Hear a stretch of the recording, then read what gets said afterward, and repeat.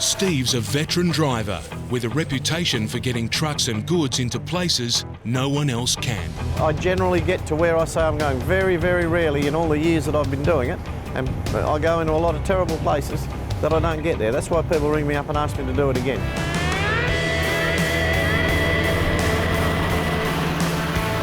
We're starting to climb now. The next serious range of hills is the King Leopold Ranges. There's a couple of good pulls up there, a couple of fairly serious jump-ups. The old Kenworth that I had, it used to have a wooden floor in it. We used to catch fire every time it went up this second one up here. The pyrometer was on 650 degrees Celsius and the floorboards were starting to catch fire. The smoke was coming up out from behind the fridge. See, this didn't look much of a hill from back there, but it's going to have us down in the low side of the box pretty quick. Truck's got to go immediately into working extremely hard at its limits. Turbochargers running up over, 650 degrees Celsius. Pulling a 100-ton load up a hill like this is pushing Steve's old engine to maximum capacity. Just between you and I'm not feeling too good about it. That is a terrible noise coming out of the back of that firewall. That is like not good. The water temperature's just nearly on the 100. The gearbox is going up. Not enough gear for it to do the job, so I'll go down another one. And she broke traction then, we had wheel spin, but I backed the revs right off. It's trying to stall and it's trying to spin its wheels. Come on, truck, walk with it. Geez, I was making smart comments about jump-ups. The gauges are screaming trouble, but it's the floor of the cabin that's really getting his attention. It's burning hot. Cook an egg on the bottom of my thong right now. That's why I keep moving that foot around it. Think positive, Stevie. We might do it. Might just. He knows that if the hill wins and the truck stops, he's got a whole new battle on his hands.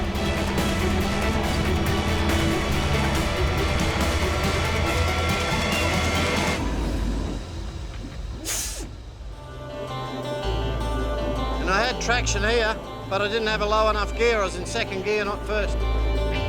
He's only a few metres from making it over the crest. All right, we'll break this road train up. But now he's got the back-breaking job of uncoupling the trailers and pulling them over the top, one by one.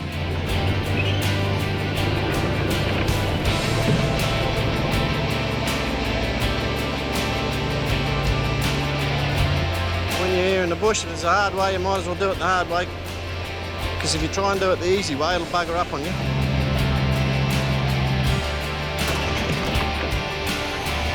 All right, should be good to go.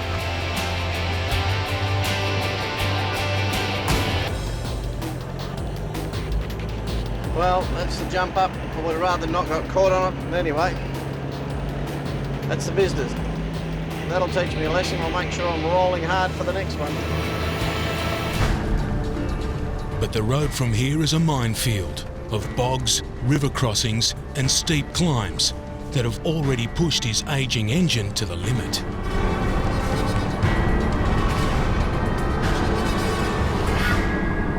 The truck's boiling. I'm just backing the revs off now and just let it everything cool down. While Steve's busy nursing his overheating engine, a local station owner radios him a warning about a river crossing up ahead. Yeah, no worries. Just be careful at the river because there's a bit of a sandbar through there is at Barnett River. Righto, the river's been up, has it, and got a bit of a sandbar going? Yes, it has. It's about a good half a metre deep. Okay, that might pull me up. I'll have a look at it when I get down there, eh? It's always got a bit of a challenge. There's always something going on this road. The afternoon light is just starting to go when Steve arrives at the Barnett River. It's recently been in flood, and there's a risk that under the water, heavy sand has spread across the concrete causeway, which could turn a simple crossing into a precarious one.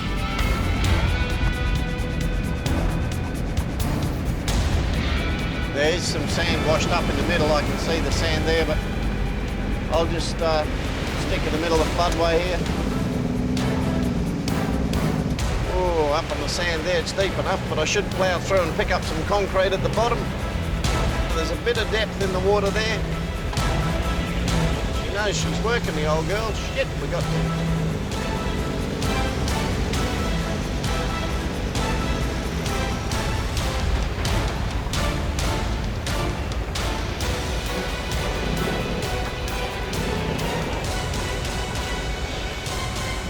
Got some trailers caught in the sandbar. Bugger it.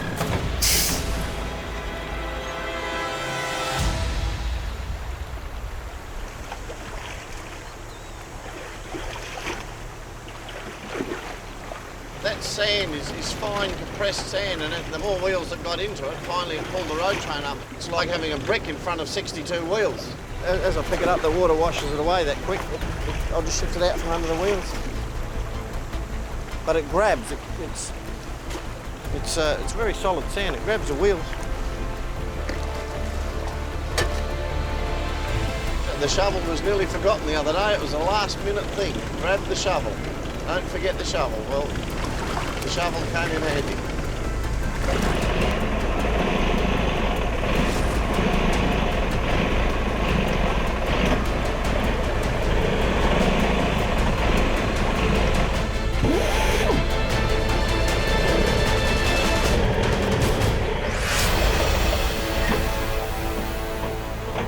Steve can't leave the truck straddling the river overnight, in case there's a flash flood.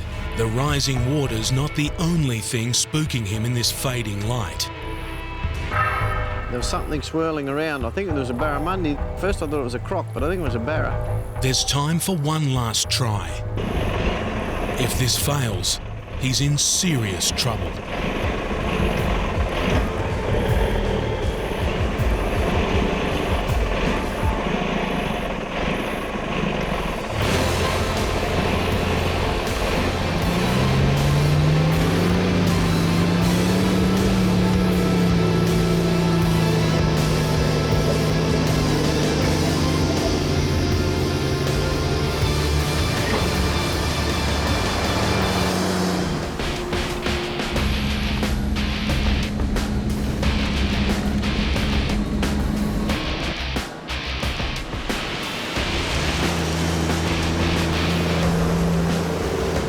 See, there's been a lot of rain here, a lot of rain. So all this water that was up here will have ended up down there in the creek.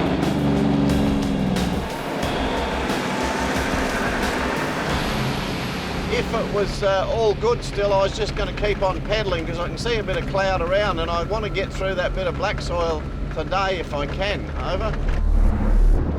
The clouds Steve saw a few kilometres back have now built up into a storm cell. Steve's truck is 50 metres long and weighs over 100 tonnes. Without a good grip on the road, it's madness to continue. I just started to slip sideways. I can see the tracks where a Toyota's already come up here and slipped sideways. So I've just pulled it up. I'm not bogged. I'm not leaving any marks on the road. So now's the time to stop. I'm on the edge of a thunderstorm. With a bit of luck, it'll all be gone in an hour. This is what happens. We're here. We can only do what we can do at this point. But anyway, we're committed now. There's no turning this thing around here. The rain has stopped, but the road is still a bog. He wants to press on, but trying to drive himself out of this mess could make things worse. I'm just sliding down the hill. What I was worried about is happening. I'm sliding off down into the gully, into that really wet, slippery stuff. The settlement he's supplying is so close that reinforcements arrive. It's a long shot, but maybe these four-wheel drives can pull him free. What I'd like to do is put you in front of me, up on the grass, you know, one set of wheels on the grass sort of thing, and just run a light chain, not a heavy chain. And I thought if you had two wheels on the grass, I've got a good chance of just pulling that one out.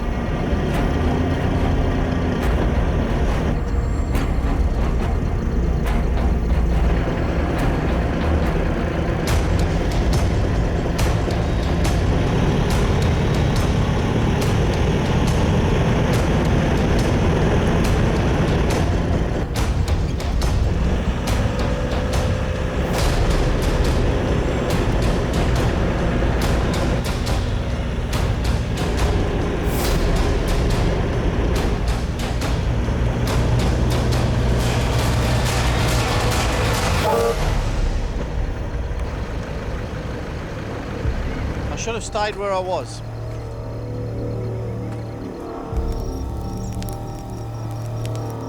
For the sake of an hour or 2 hours in Perth last week, I wouldn't be here now, I'd be in Clumberoo. And that's so frustrating, knowing you've got this window and it's narrowing and narrowing and narrowing, and then you get to within 200 kilometres of your destination and you're bogged.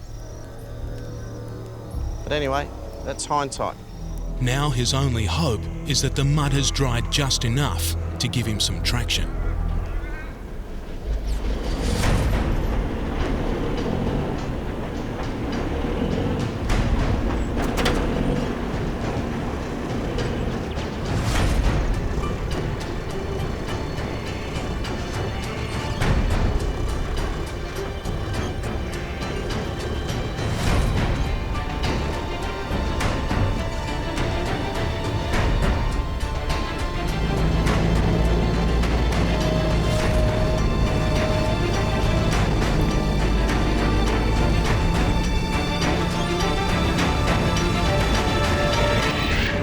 It's drying out by the minute. What was mud this morning when I got up out of bed was hurting my feet by 7:30. 103 kilometres to go, which is the worst 103. And now the fun starts. At every point that you get to, the road gets less maintained, less cared for. Proper goat track up here. With the road in such bad shape, the people Steve's delivering to are starting to worry he'll never make it. Their inquiries are starting to get to him. Now, I'm not bogged and I'm heading towards Theda. Over. I'm not going to get bogged for the next 80 or 90 kilometres. Over. But the road in front of him is telling a different story.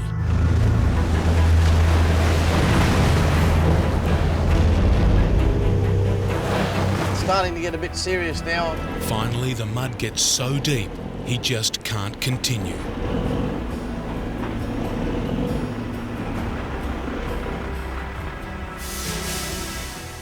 I'll split this road train up. I'll pull the lead out and I'll come back and get the dogs. I'll take the lead up there past that wet bit. A whole community is relying on Steve to make it. He's managed to get the prime mover through. The water that's laying there doesn't worry me. It's the slippery stuff getting up to the water. But there are still 2 trailers stuck and only a single chain to try and pull them out. Hit pings, that's the one that can take someone's head off.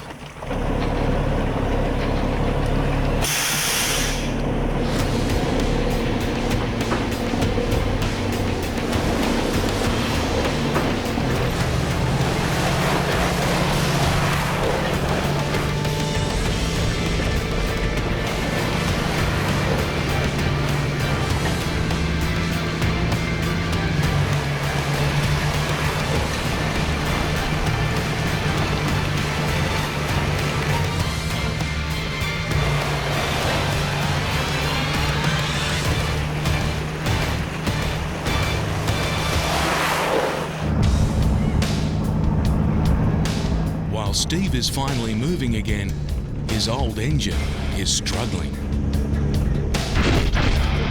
Make a few noises in the clutch. And the road ahead isn't getting any better.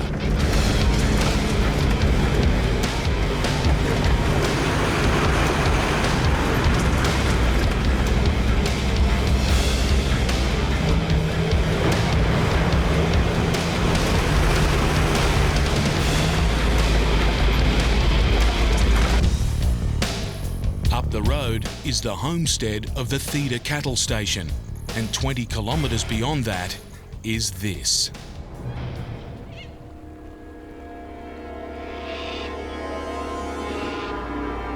A notorious black soil bog hole, twice as long and 10 times as difficult as the one he's just beaten.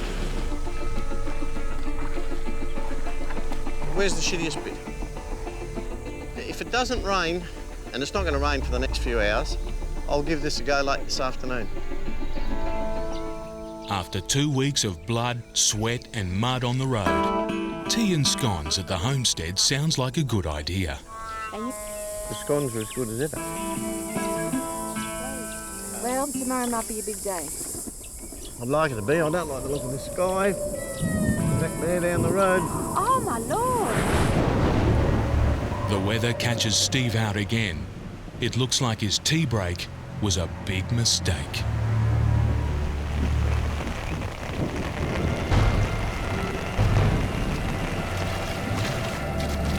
I came out here a little bit earlier, a couple of hours ago. It was hot.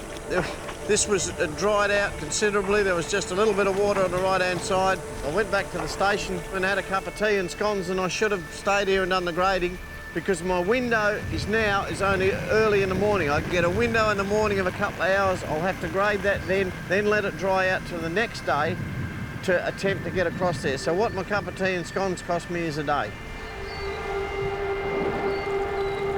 It's soul-destroying, mate. It's soul-destroying.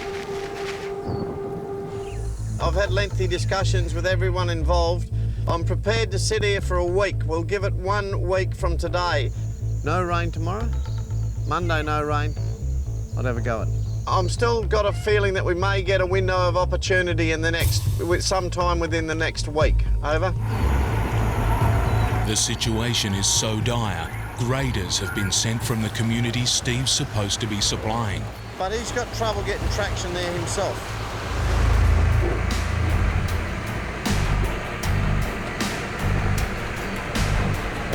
With work on the hole and the sun drying it out, Steve's ready to risk running his road train at it. In a few minutes, another couple of little tidy-ups, I'd be able to get my prime mover at least to that big clump of dirt there. At least to that point there. It's amazing how optimistic it makes you when it doesn't rain on it for the day.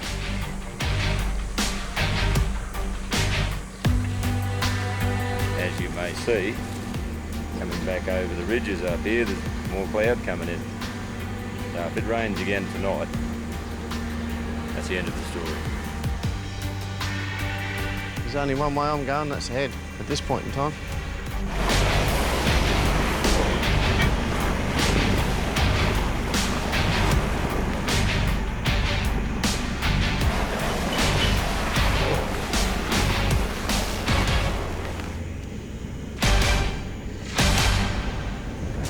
If Steve doesn't beat the bog hole, he's stranded. Out here, there's no way he can turn his road train around. We've been waiting here at Theta for a week. We've had the last 4 days without rain. It doesn't look like it's going to rain for a couple of hours or so. We have this one small window that we can get across these 2 bog holes here and to the Carson River today. Once I turn north, I'm committed. I've got to get into Columbaroo, and if it rains behind me, my only way out of Columbaroo is barge the thing. Steve's decision is crucial. Left to take on the bog hole, right to try a much longer way. So we're going to give it a go. Going to turn left. The minute I turn this corner here, I'm committed. And I'd ideally like to turn right, but we're going to turn left.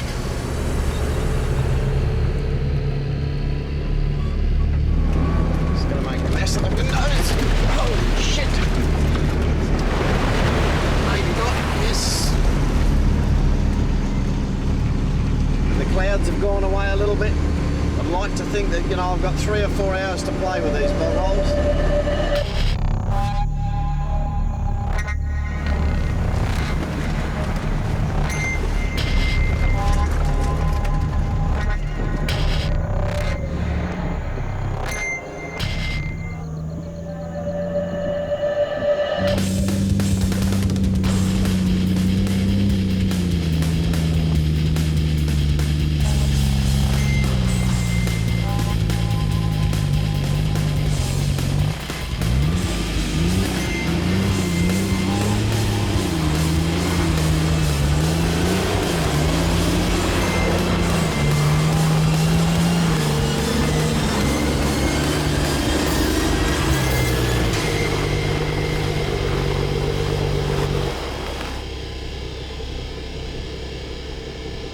Steve's stuck halfway, but he's not defeated. I'm feeling good. I got to where we said. The chain should reach to there. We got to where we wanted to get. Was that tyre near enough? I should be able to pull it through from here. I've got to keep going. There's rain coming. From here, all hope rests with the chains.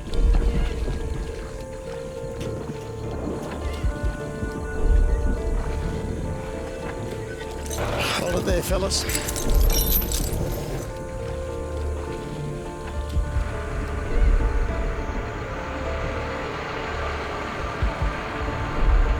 One toot is go. One, just stop. And two stop. Now it might look like nothing's happening. Just keep them going until you hear that double horn. Then shut them down. Please.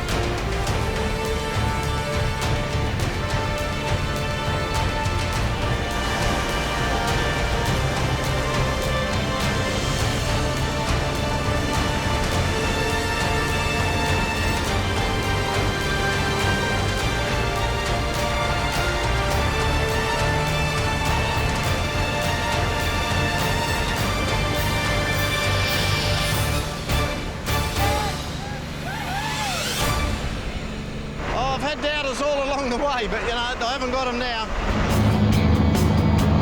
Steve's been on the road for 2 weeks. Now, he's within hiking distance of his destination. That's the confidence booster. If it's not Columbaroo tonight, it'll be the other side of the Castle River. The river is the final obstacle of his epic 3,000-kilometre journey. It's flooded, but passable. If Steve can cross it, he's home. But first, he has to make it to the riverbank. I don't know what I've got here this time. Like a flash.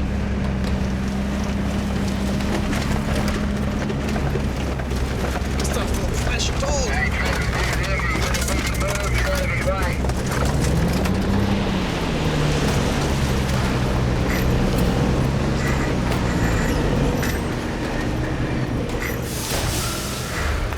Need a grader with a stiff bar back here, fellas, quick. Try and get this. One grader or two, Steve? One'll do, thanks, mate, for a starter. See how we go. Something's wrong with the end trailers. They're dragging like dead weights. They're dug in.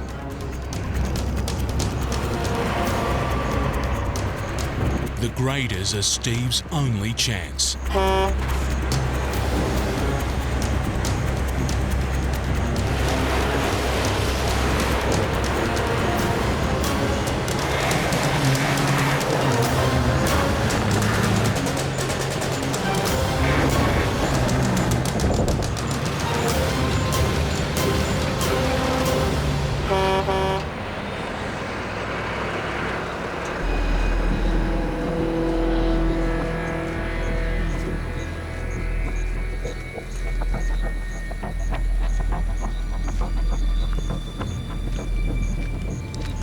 This is seriously bad news.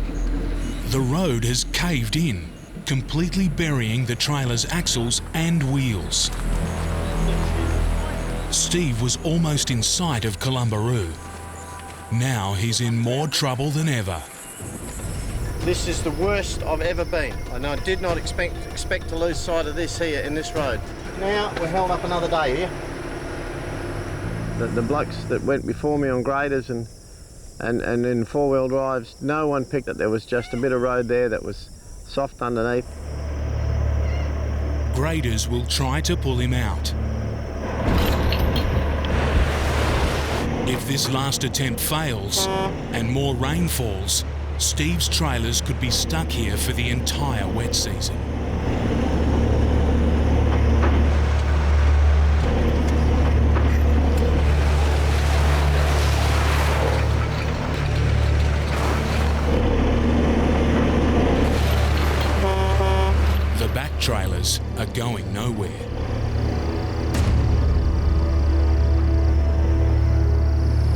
day's work here. Well, let's get these off.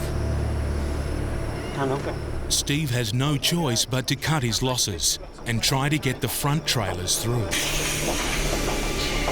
Righto, Greg, I'll rock him. Just keep that lock on the other side open while I'm rocking him, all right? You ready?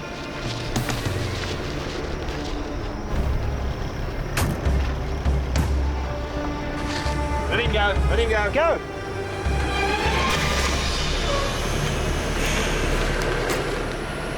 Let's get going.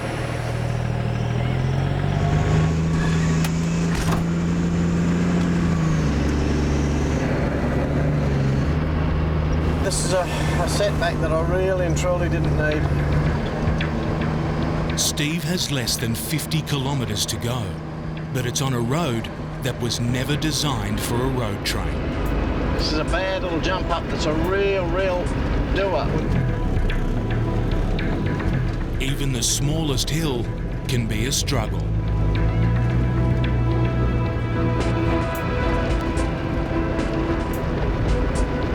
It's one of those trips, you just got to bow your head, it'll be over, you know? You just got to keep on attacking it. Finishes, the next trip's a good one.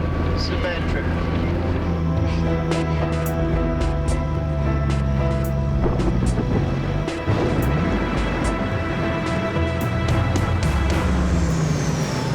Rain, it looks like rain coming over there. Doesn't look much. It's collapsing under me here, the shit. Up ahead is another black soil bog. Got to get through this bit of black soil before it gets here. Without his back trailers, he's lighter and shorter. Here it is.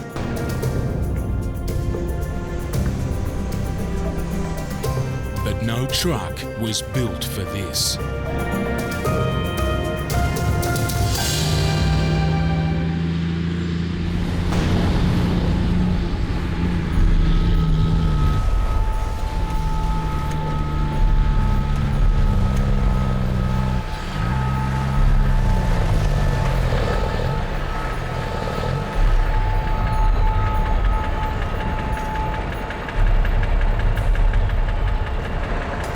This black soil is thick, deep clay that sucked each of his wheels deep into a groove. Once again, the graders from the community come to his rescue.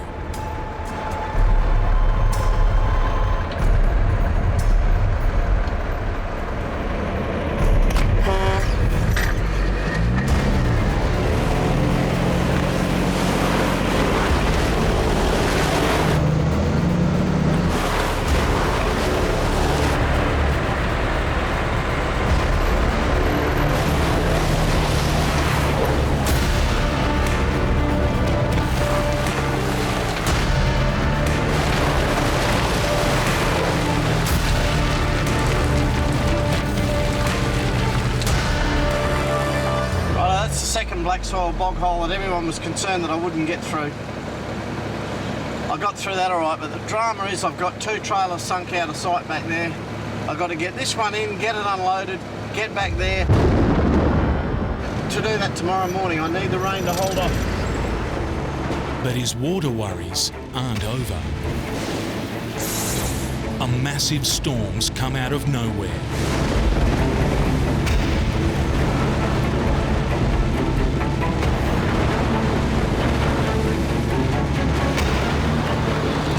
Bloody thunderstorm. There's no way that this shit was on the weather map this morning.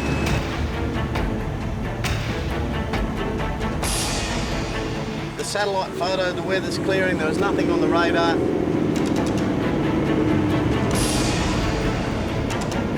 If you're going to be out and about in this part of the country this time of the year, you're going to end up driving through a thunderstorm, whether you're on the bitumen or on the dirt here. It's just that out here on the dirt, everything's covered in mud, your feet, your hands and all the rest of it. It's no fun. Well, what about that black soil stretch on the last creek, just before we go in? Well, I don't know. How deep was it?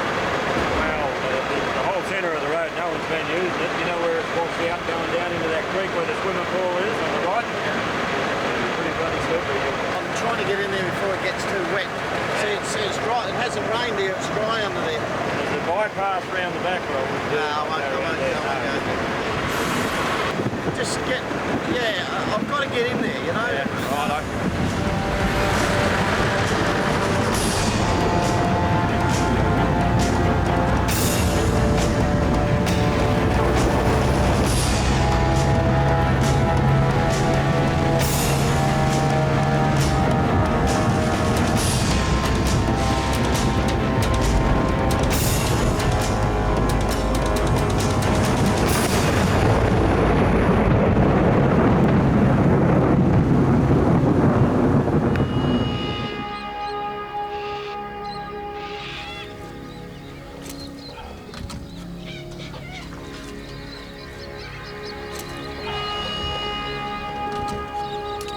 Steve's truck is bogged again, just walking distance from his destination. I've got 2 trailers back there. Well and truly sunk. We unhooked 2 and left them there to get the food and stuff in. It's a setback. If it really and truly rains and the wet season sets in, they'll stay there for the wet season, and that's a nightmare. The worst bog I've ever heard of was a bloke called Noah, and he was 40 days. It just, time goes. You just got to relax and just do it steadily. By now, he's used to waiting, but not everyone understands what Steve's going through. There are people involved who would have no idea. If you said it's hard, they think hard's going to the cricket on Sunday and the sun's on them. Right now I'm going to go into town and have a cup of coffee and take the day as it comes from there.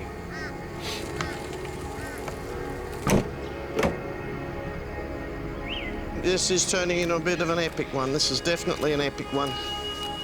Nightmarish. Yep. I'm feeling good about it. What about you? I'm feeling good about it. Righto, you're the man. If you're feeling good, I'm good. Righto, mate. We'll do it. I'll hold up the stiff bar. You be doctor, look. Up, no, other way. Hook upwards. That's him. You got him, brother. You got him.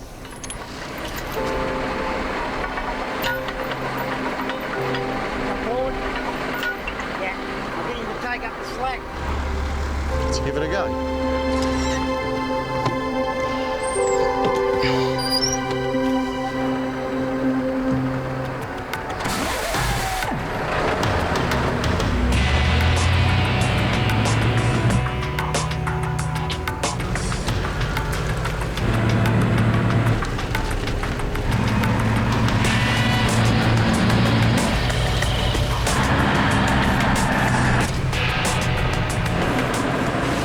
Everyone's pretty happy. I especially like it that the grader and loader drivers are happy, the local blokes, because they're keen to get this load in. They're really keen. Well, the whole thing's got a community spirit to it again. All the kids out watching it come in. Those blokes driving the graders, they're dads of some of those kids. Got a pretty good welcoming committee. Oh, if I toot the horn, everyone will stop. In a minute, I can't do it just yet. How you going, kids? Soon.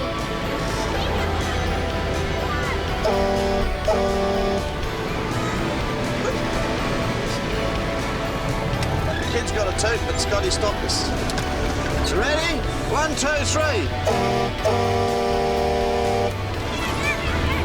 One more. Look out, Devil Dog coming.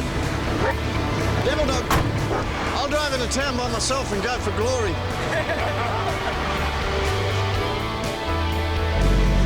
So everyone's involved. It's good. It's a good feeling to get this one in. What should take 10 days took more like 45 days. I think the bank manager's going to see a bit of red on the sheet, and life will go on from there. It's not the end of the world, it's one of those trips that you get them. Truck driver Jeff Elliott has a time-critical load to collect. A fishing boat with a 6-ton catch is heading to port. Jeff's got less than 36 hours to collect the $60,000 load. and move it safely to market through the extreme terrain of the Tasmanian wilderness. Somebody didn't make it. If you fall off the road, it's 400 metres straight down. It's not a playground. If you've ever driven for hours and hours in a straight line and wondered where all your corners are gone, you're going to see them today. We've got them all here. They're all on one road. Time to catch a fishing boat. I've been hauling fish pretty much all my life. At 55, Jeff's been doing this for 37 years, on roads across 5 continents. Started hauling fish out of the north of Scotland down to Spain. I was about 19 years old. I haven't driven in South America and I haven't driven in Antarctica. Other than that, I've been everywhere else. Today, he'll need every bit of that experience. The weather's laid on some nice rain for us and it's coming across sideways. A brutal storm is lashing the island. And Jeff's driving straight into it. It's snow, rain, frost, 4 seasons in 1 hour. Being in a rainforest, it does tend to rain quite a lot. So it's slick and greasy down here.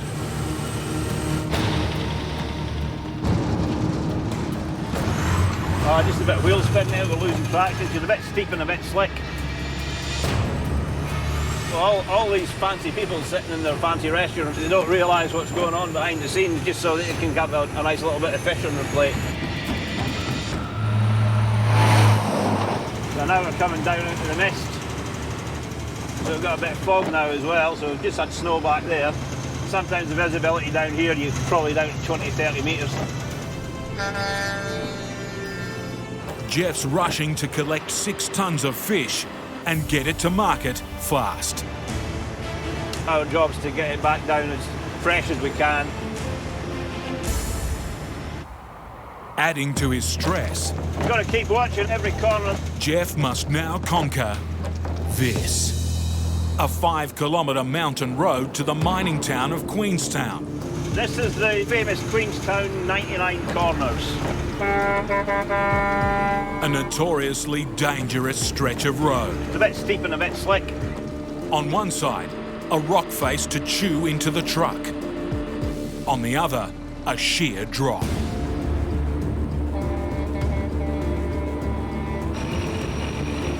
We've got a little barrier here. It would stop a car, it would stop a bike. You wouldn't stop a truck though.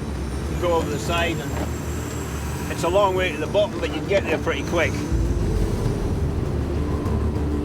Jeff's truck is 4 times the length of an average car and 1.5 times as wide.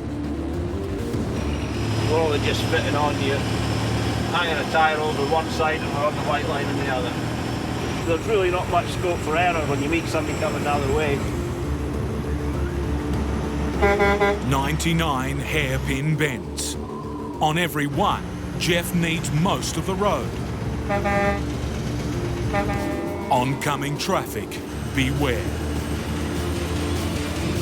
Oh!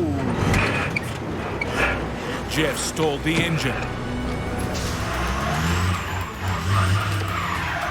Wet roads and a steep climb. His truck is struggling for traction.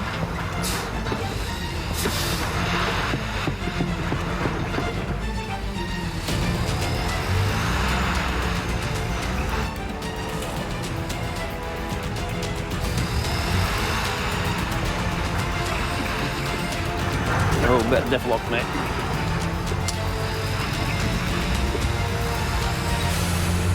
Lost a bit of traction, so we just had to bang the diff locks in. So we're at the top now, and we have to go back down the other side. On the steep descent, Jeff needs to keep his speed in check. If you lose traction coming down the hill, you're jackknifing. The truck ends up pointing one way and the trailer ends up going the other. With tight corners, That looks like somebody's been over there. drop-offs, Yeah, somebody's been into that. and tourists to avoid. It's a test for Jeff's skills.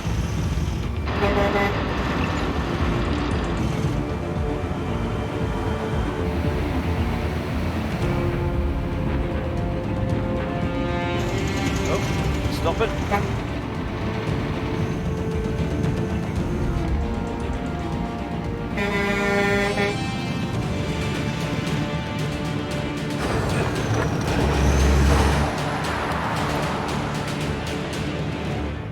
40 kilometres now stand between Jeff and Strawn, where he's meeting a fishing boat.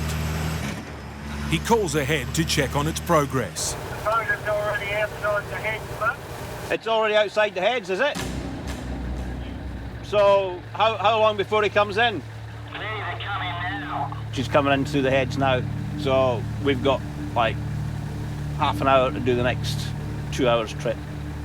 So we better start pedaling. Keeping a boat waiting is the cardinal sin of seafood trucking. That's a lot of money to have. They sitting around doing nothing. You've got to keep them moving.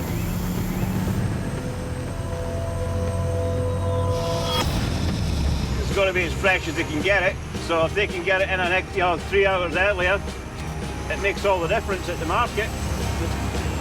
The truck transport is like the kind of elastic band that we get stretched and pulled all over the place. We're the guys that got to make up the time in the middle. But this hazardous mountain road is slowing Jeff and others down. Flat out, 40 kilometres takes a frustrating 50 minutes. Job done. Lucky for Jeff, the fishing boat Diana is just pulling in. It's all hands on deck to load the fish. Premium table fish, got a mixture of ling and blue eye. There are two main species that we catch.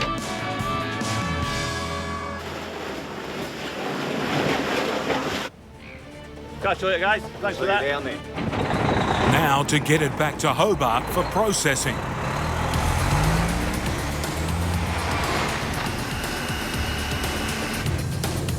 For Jeff, the return journey will be even tougher. It's the same mountainous route, but this time with a precious load. Feels like about 15 tonne.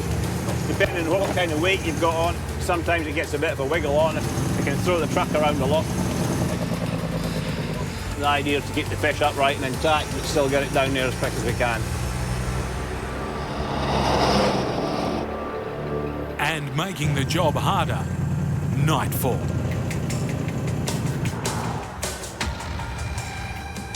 That side of the truck at the front is in the ditch, and the back of the trailer on this side is well across the other side of the road.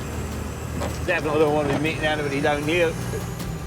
With his wide load forcing him into the other lane, Jeff's on the lookout for distant headlights. If I see lights coming down the other way, and that gives me a heads up that there's somebody else coming. Miss one, and there could be trouble. Oh! This is the last serious drop. It's a big drop, it's a steep drop, and it goes a long way. It catches a lot of people out. It's about 14 minutes from the top to the bottom.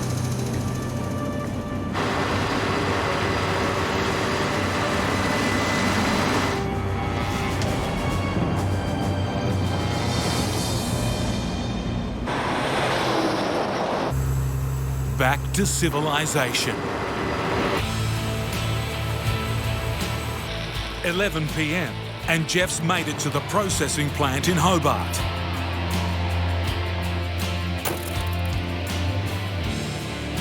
No time to waste. The load is cleaned and filleted, while Jeff gets some much-needed rest. Sludge has been running his fuel tanker, the Phantom, into the Western Australian outback for 20 years. Supplying vital fuel to the most isolated properties. Remote stations out in the Murchison. Basically all their power is done by diesel generator or solar. Without diesel up there, everything stops. But unseasonal rain has turned Sludge's tracks into sludge. We started this job 3 weeks ago.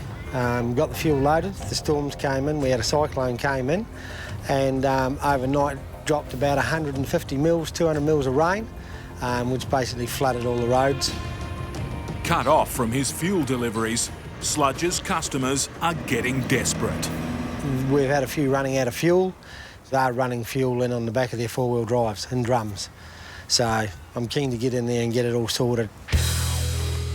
After weeks of sitting around, Check that out. Big boy's chair. Makes me look like a puppy. finally there's a break in the weather. Time for Sludge to get serious. Yeah, good to finally be going up there and doing this with a bit of luck. Hopefully there won't be too much trouble. Failure is not an option. Getting through is the option. 5 cattle stations and a Shire depot desperately need his diesel. Ooh, it's a little bouncy. Getting to them means driving through the aftermath of a cyclonic downpour. I dare say as the day goes along, it'll turn to shit the higher we get up into the flood country. Woohoo!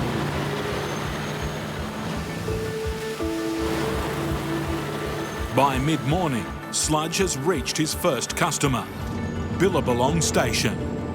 They want 1,000 of petrol and 4,800 of diesel.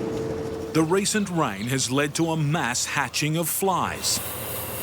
But a fly killer. Sludge killer. Much more welcome, Sludge and his precious payload. We're getting pretty low, yeah. I get topped up, so it's good. Just in time. Good to see you, Paul. We're desperate to see the Phantom. I think we're 100 litres left. That's one thing about this place, you get lots of hugs, don't you? We've got a few to go yet. Keep peddling along. 5 tonnes lighter, Sludge is now pushing deep into the Outback. With the roads already saturated, he's getting nervous there could be more rain ahead. Yeah, I've got to meet the manager of the roadworks up at the Shire, and he's just going to fill me in. At Murchison Shire, a vital fuel drop. Because this community's all run by generator. And some crucial information. The trouble we've got here is this here is what we're going to run into that's north of us now. A massive storm front, and it's rolling in fast. We'll make a phone call and they'll make a decision whether we're allowed to go up there or not. They mightn't let us go, they might shut the roads. Yep, I think we're about bucketed with the weather. Flooding rain has closed the dirt road ahead, forcing him to make a detour. Yeah, we'll take another route across the middle here. It's a tough choice. Going this way means disappointing some of his customers. We've got 2 stations up the top we're not going to get to today. I can't afford to be stuck up there for 2 weeks in the mud. But even this alternative route is risky. Holy shit, that's where we're going. That storm is where we're coming down through this afternoon. The further he drives, Oh, here we go. the greater the threat of a 70-tonne bogging. You can see the marks somewhere. Ooh, ooh, ooh, wait. Yeah. Slow down here and he'll sink. It's just sliding on top.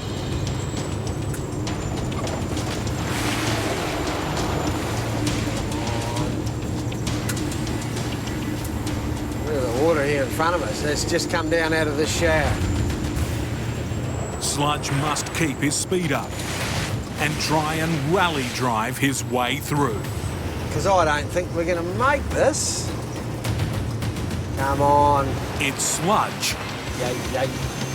versus mud. I don't mind playing in the mud, but I'm not into this.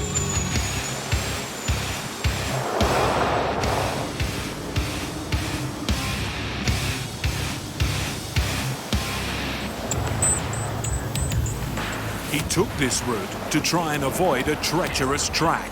This is the good road, yeah. It's looking really good. Instead, he's driven straight into a quagmire. Look at the water. It's not really the ideal situation. Finally, his next fuel drop. And the mud isn't done with him yet. This is what you call a pain in the arse. Now everything's covered in shit. One more delivery done, but sludge is now running short on daylight. And that's the hard bit of this job. Yep. Just got to keep pushing to get away, otherwise you end up stuck in places like this. Here we are doing 20 kilometres per hour. Not even that. It's all been washed out. Storms have monstered this track. His next customers are the people sent to fix it. A road crew. Their diesel tanks are running low. Sludge's arrival is cause for great fanfare.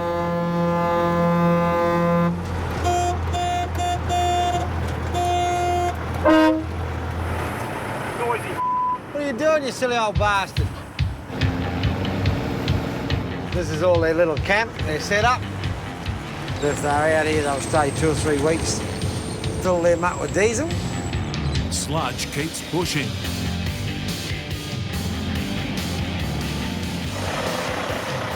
I'll just unload it.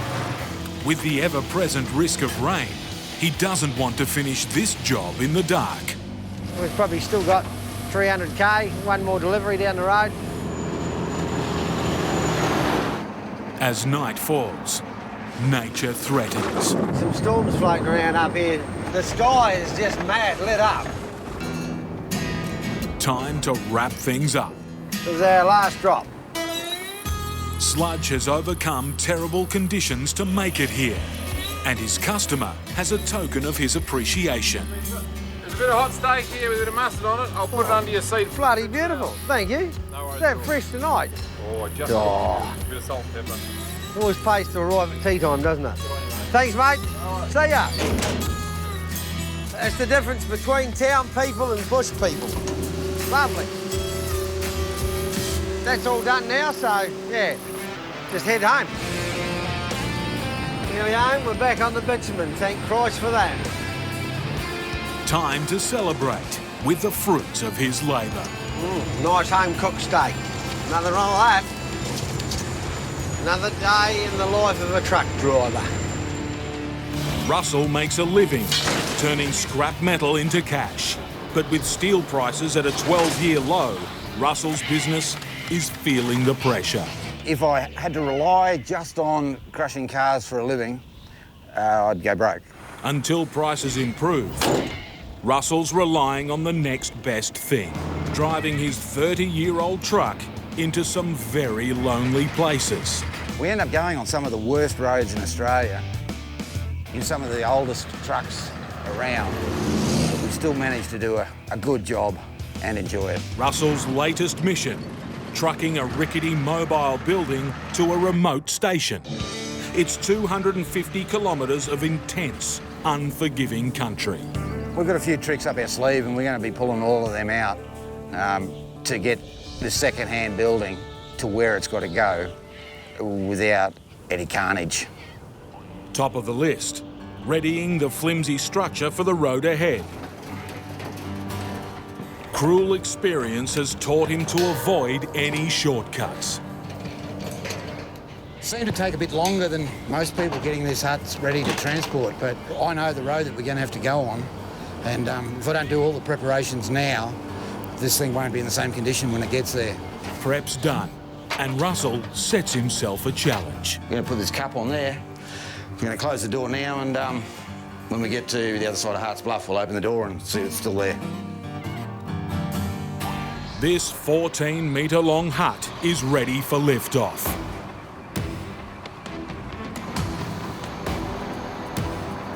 We just need to force this end over this way a little bit. Yep, beautiful. One load on, 2 more to go. We're going to pick up now a 20-foot container and a smaller 10-foot container. We'll go back and we'll just knock together our 3-trailer road train. I'll adjust a few chains and swap a few things around. Hooked up, secured,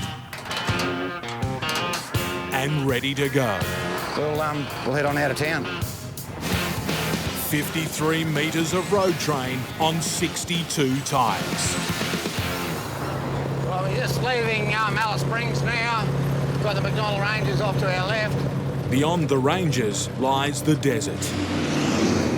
Russell's driving into it alone and in the height of summer. Outside, it's 40 degrees plus, and Russell's old truck has no air conditioner. In these blistering temperatures, tyres are a constant worry.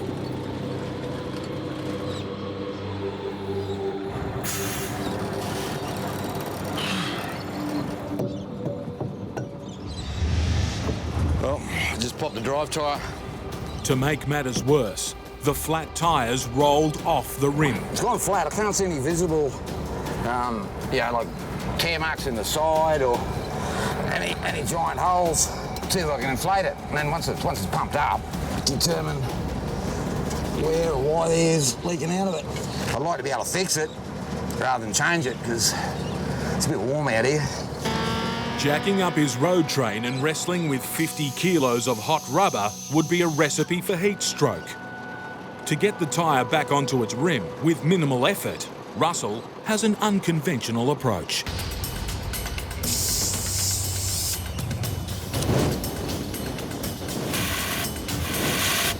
He may look like an angry pyromaniac, but Russell's got science behind him. The air consumed by the fire should suck the tyre onto the rim. But it's not working. But normally I just put a spray of that around when it's not that hot. Just light it, draws its air from the inside and poof, the tyre seals.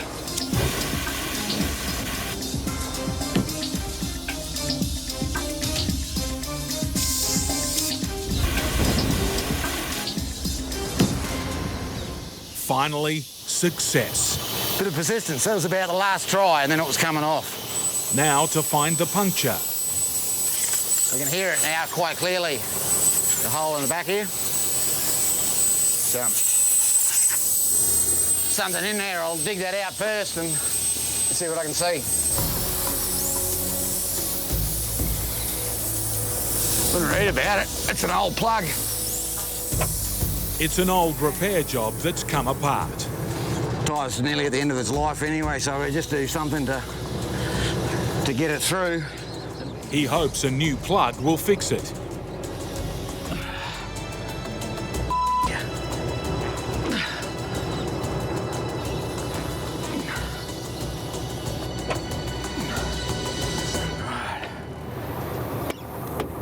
Look at that, like brand new. Should be all right. We'll get going.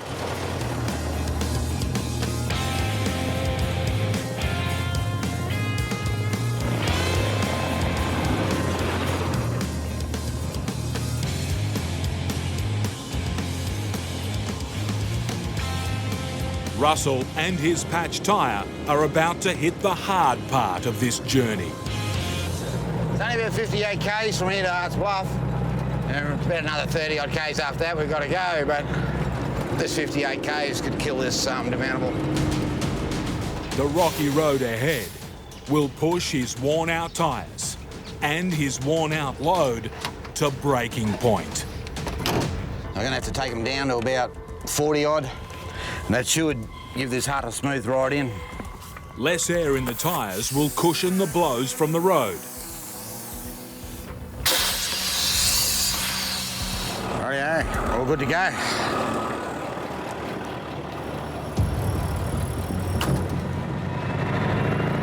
Until now, Russell's coffee cup has hung in there, but the road ahead is notorious for breaking more than just china.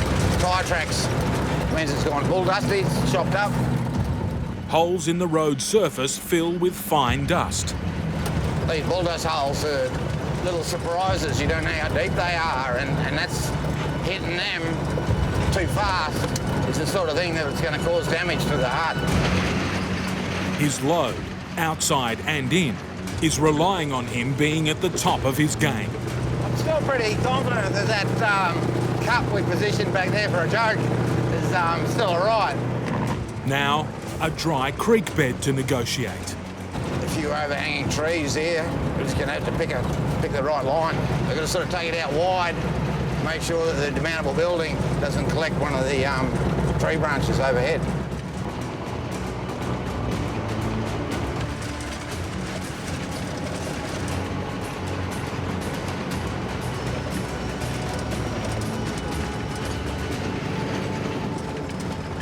He's through without a scratch.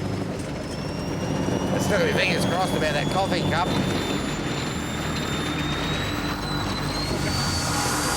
It's just coming on sunset. We're just sort of coming into Haas Bluff now. He's nearing his drop-off point. Just about to get up to where we're going to camp. There's a nice breeze, and I'm looking forward to a nice view in the morning. It's not the view he had in mind. Must have leaked. But that's not the half of it. Further back, more carnage from the road. Yeah, all we've had here is a wheel bearing, like collapse. Won't be able to travel with this thing. The nearest workshop is over 200 kilometres away. Russell will need all his bush mechanic skills to drive away from this one. I'll give it a quick squirt of air and then we might be all right. While he hopes the flat is a minor repair, the wheel bearing is not. To fix this problem, he needs to first unload the hut. Out here, the only way to do that is with his loader. It's a tricky operation. He has to make sure he gets the forks in exactly the right spot. Balancing a 6-ton, 14-metre hut on 2 forks is an extremely risky manoeuvre. A sudden jerk or a gust of wind and this flimsy building could hit the dirt.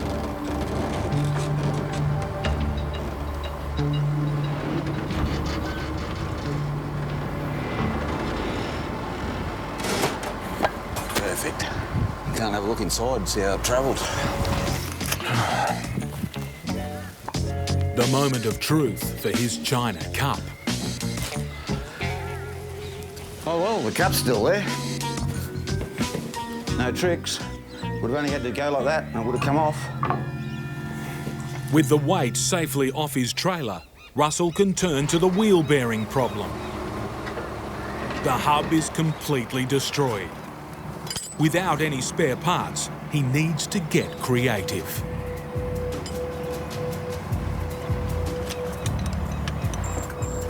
Working on his own in over 40-degree heat, Russell's just about had it. I'm a bit out of condition, it's a bit hot. His rig has 62 wheels. Russell thinks he can get by with one less. A makeshift sling will keep the bare hub from dragging along the ground. Had a fair bit of tyre drama coming out here.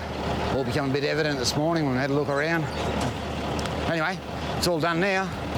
We might sit on out of here, get a bit of breeze going through me. Next stop, Alice Springs. He's got a long list of repairs and a little less rubber on the road. But for this Outback trucker, it's another mission completed. In the sweltering tropics of northeastern Australia, it is bone-shattering, truck-smashing road. Things are about to get serious for long-haul trucker Turbo. It will absolutely destroy human and machine. The dirt roads of the remote Cape York Peninsula are bold, barren and brutal. Because here, on dirt, you've literally gone to hell on earth. This is the real world. This is real trucking. The 47-year-old's been hired to deliver 13 tonnes of vehicles to the mining port of Weipa at the very tip of Australia's far north. They're needed on site in one piece in 2 days' time. It's as tough a job as they come. But with a business to run, Turbo can't afford to pick and choose where he takes his truck. Do about 1,400 kilometres of dirt driving. That's a lot of dirt for a major highway. With his load and his laundry secure, the only way to dry your washing Turbo's ready to roll. But as he's about to leave, he spots a problem. That's the header tank for the radiator. The header tank's leaking precious coolant. It's a major warning sign. If that blows, I lose all the water and blow a motor. Less than 3 months ago, Turbo's previous truck blew up. He's had to dig deep to lay out $90,000 on a replacement rig. If this one blows, it could sink his business. The hotter it gets, the more they can crack and perish, and I can't get another one. This has to be ordered from 4,000 kilometres away. Waiting for a replacement would cost Turbo this job. Better hope it don't blow. He's got no choice but to tough it out and hit the road.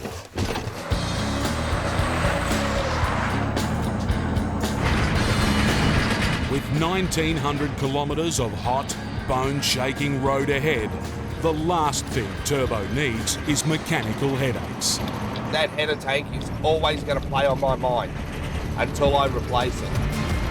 He'll have to go steady or risk losing his livelihood. I'm not going to push it. I'm not going to be stupid about it. His tyres are smashing into millions of corrugations. Bumps in the road that grow worse every time a vehicle passes over them. With his truck already leaking precious coolant, Turbo must back off. If I go flat out, all it's going to do is just absolutely destroy the truck. It's going to destroy me. Definitely do some major damage to the vehicle on the back. Probably even lose one. On the bone-dry track, there's another potentially lethal danger. The issue that you've got is when we've got these things coming. Powdery dirt or bull dust means Turbo can't see what's coming his way. We basically drive blind. In the last 8 years, 12 people have died attempting to ride this road. With massive trucks reaching closing speeds of 150 kilometres an hour, by the time Turbo spots trouble, it could be too late. Try not to do any damage myself, but because it's the dirt road, it's going to flick rocks up everywhere. Flying rocks could also mean serious damage for Turbo's $260,000 freight. Smash windscreens. It's not fun. It's not long before Turbo hears a problem. It's either I've popped the tyre or I've broken a windscreen. But before he can pull up and check, there's more trouble. Looks like they're doing roadworks up here somewhere. The narrow detour, running right on the edge of the trees, means Turbo can't stop. With every metre, the road could be wreaking even more havoc on his truck.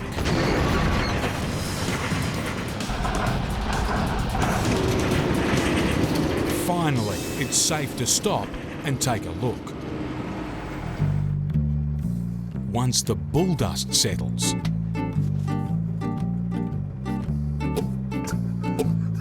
look there.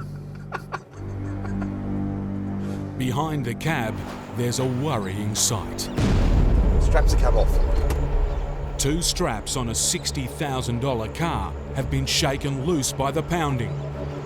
If Turbo had gone much further, he could have lost the vehicle. It's been moving that much. With 300 kilometres of dirt still to come, the road is getting worse. I'm doing about 12k an hour. His whole rig's taking a beating. A constant worry is Turbo's leaking radiator tank. If it cracks, his engine will cook. If I don't basically come to a crawl, I will literally shatter my truck to pieces.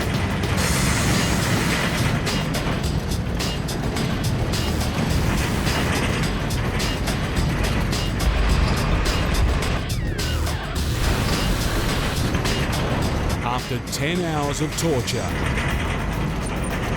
finally, Turbo's reached his overnight camp. Before he can relax, he wants to check his freight. On the rear vehicle, Hey, you mother... there's trouble. The violence of the road has shaken off its tailgate. That's bird shit welding. Amazingly, it's clung on underneath the vehicle. Damaged goods aren't good for Turbo's business. But with another punishing day on the dirt tomorrow, he'll have to tough it out and hope his freight can make it in one piece. But with pressure comes mistakes. I'm an idiot. I hung the towel out to dry last night. Didn't even think about it. That could be major catastrophe, that, because it's blocking the airflow. But I literally could have cooked the engine. The relentless strain is starting to tell. Getting your load and your rig there in one piece and back, it really tests the driver. But Turbo must stay sharp for the next challenge. A herd of wandering Brahman cattle. Turbo's $90,000 rig is barely worn in. Hitting a 600-kilo animal could wreck it.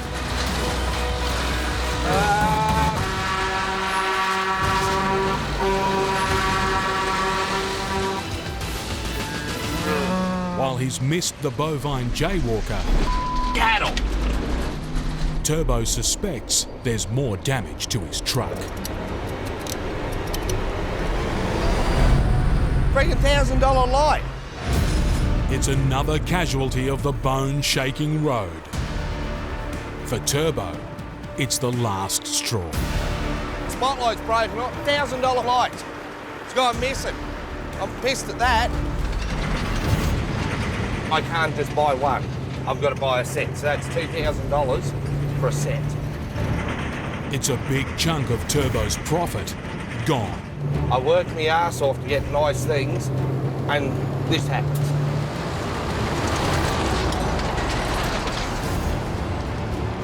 He may have lost one battle, but the war's almost over. Turbo's destination, Weeper, is in sight. On this highway through hell, Turbo slugged it out with corrugations. I'm wishing that smooth out. Stressed over his truck. That header tank is always going to play on my mind. And risked his life. We basically drive blind. To survive one of Australia's meanest strips of dirt. Now, it's time to deliver. This is going to be good. That's now another customer happy. It's another delivery well done. Timeline, distance, the whole lot. She ran like a dream, which is good. So that's another happy ending for this new girl.